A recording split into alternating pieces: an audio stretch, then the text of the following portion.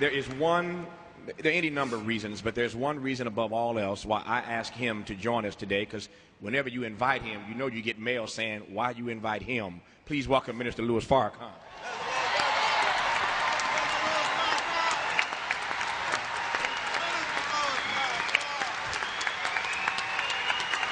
Now, let me tell you,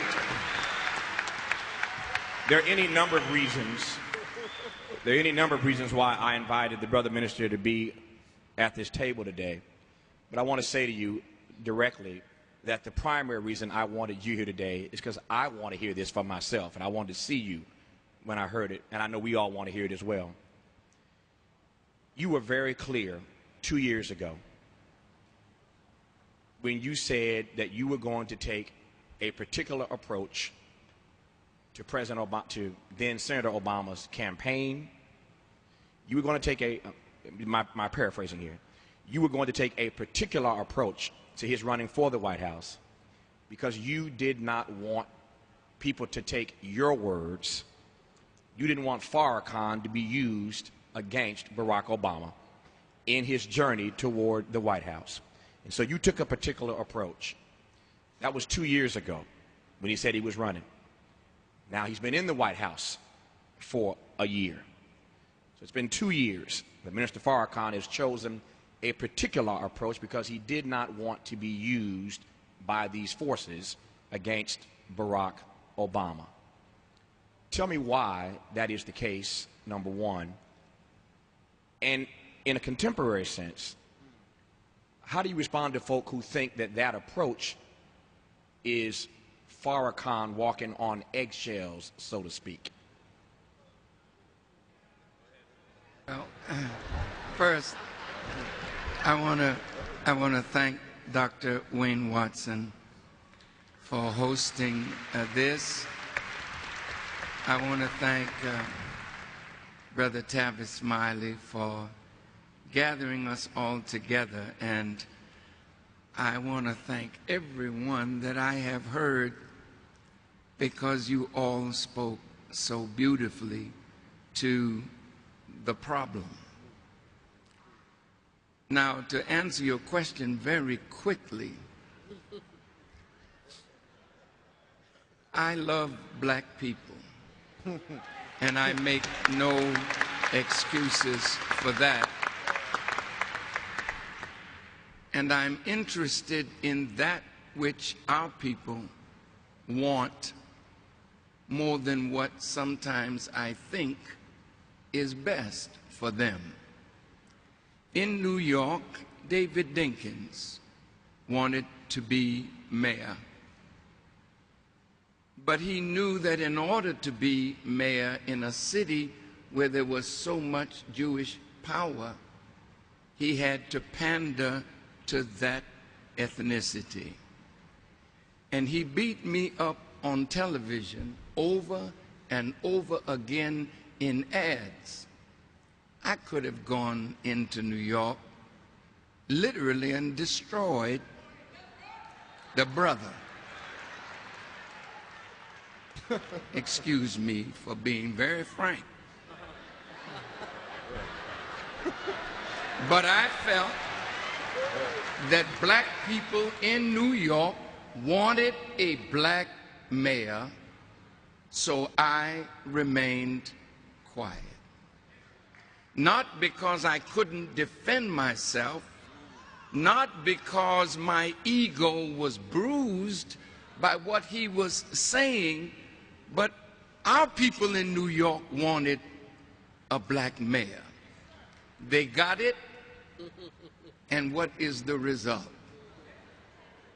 At Reverend Jackson's affair one day, Percy Sutton came to me and patted me on my shoulder, the late Percy Sutton, and thanked me for not hurting David Dinkins' chances to be mayor.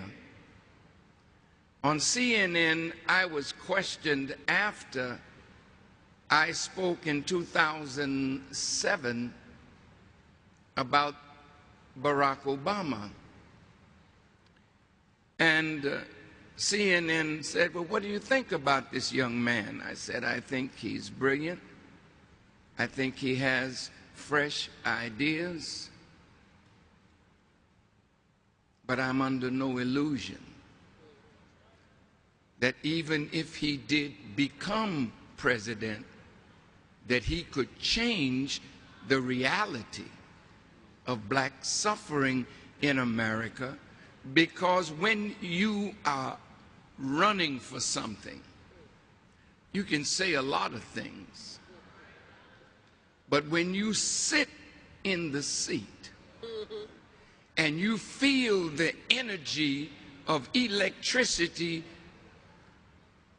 putting something on your backside,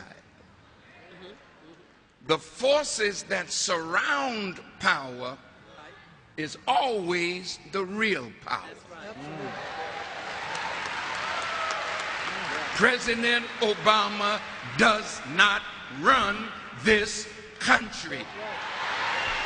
President Obama has been chosen to govern white affairs. And if in that process we get something, it won't be because the governing powers want it. It will be because we organized and forced a government to speak to our needs. Now, look, thank you for the question. You know, I want it clearly said in love that I love my brother. I voted for him. At 5 o'clock in the morning, I was out there with my wife voting for our brother. I, like you, am very proud that a black man sits in the White House.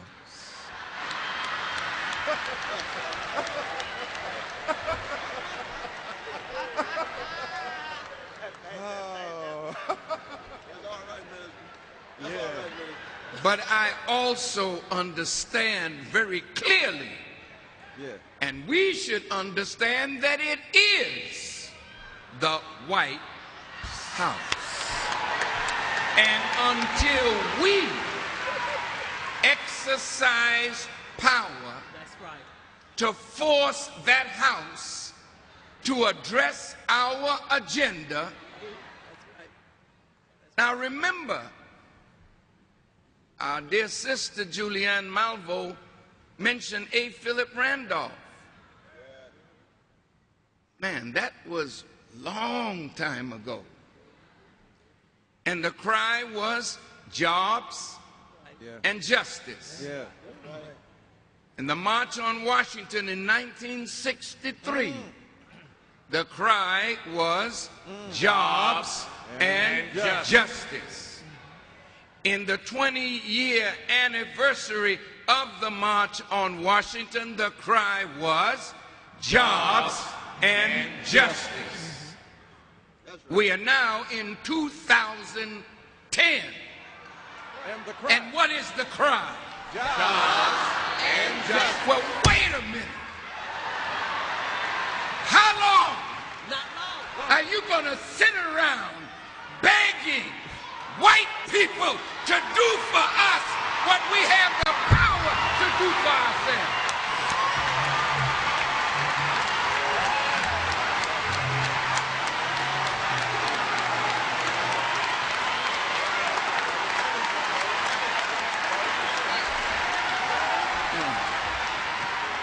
Excuse me.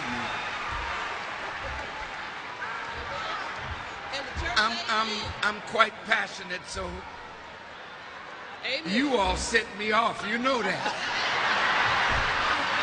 And I love it. But listen, an agenda is a program, a schedule, a timetable, a plan, a list, a scheme to accomplish a certain result. We have come up with black agendas, But we've been looking to the wrong people to fulfill our agenda. If